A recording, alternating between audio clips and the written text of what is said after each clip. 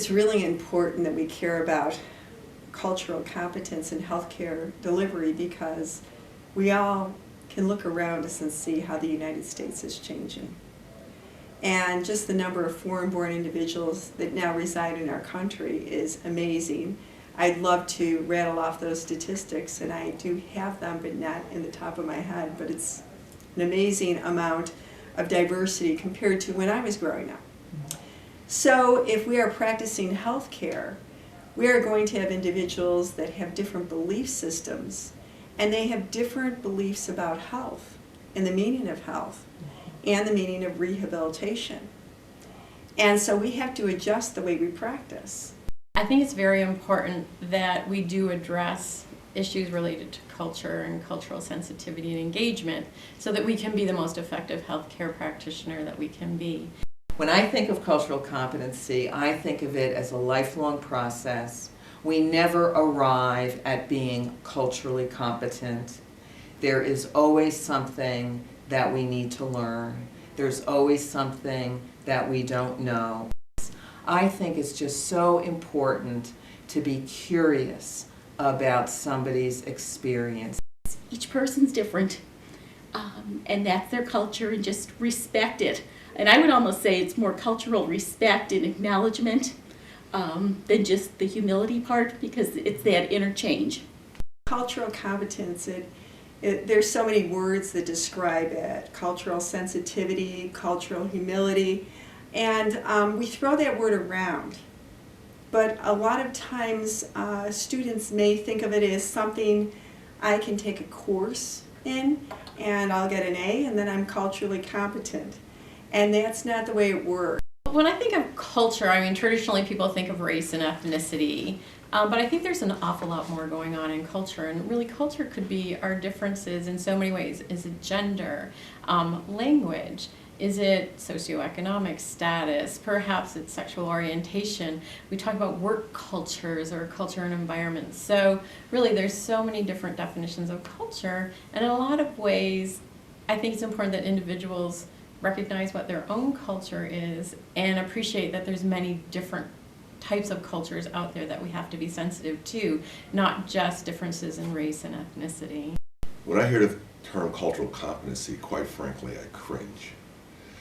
Because in most cases when they're talking about cultural competency, people say we're going to learn about X group or Y group, or how the family of a particular ethnic or cultural group is supportive of or important to the functioning of that particular members of that particular group. Which, if we're talking about families, all groups, families are important to their functioning.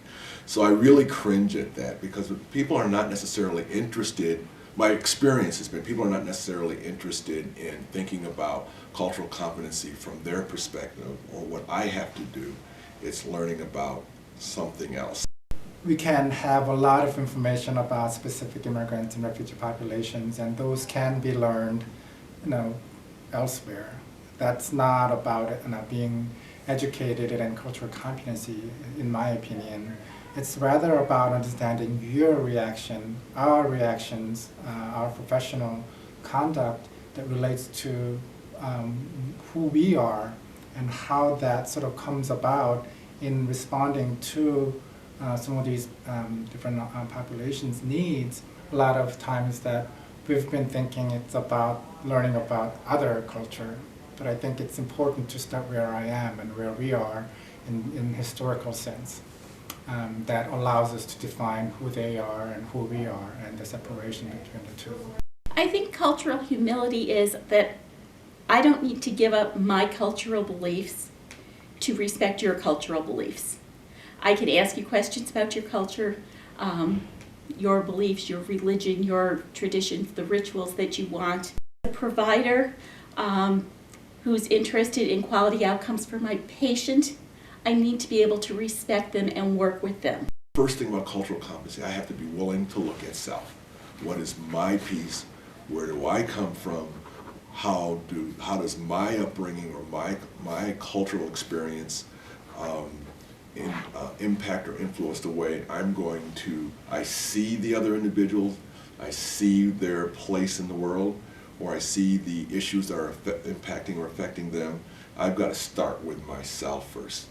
I think it's important for us to really understand our own cultures and how our own cultures have influenced our attitudes, our values, our behaviors, how we interact with people, how we interact with patients, with our colleagues. Culture is really a lens through which we look at the world and experience the world. I first of all encourage them to think about who you are, think about where you came from, think about those experiences. I also ask people to start thinking about, okay, so what does your social circle look like? What does your social group look like? How does it reflect the the population or the groups of people you're going to be working with? What are some of your belief systems? And I encourage students to be brutally honest. I think that it can feel very risky to do that, because when we start having those conversations, we also move into territory of differences in power and privilege that many of us have experienced in the places that we have grown up. And we also have to come to terms with those power and privilege differentials if we're going to have meaningful conversations about our cultural differences, and if we're really going to understand somebody else's experience. And I think that what can help students move into that territory is if we also role model for students how us moving into that territory.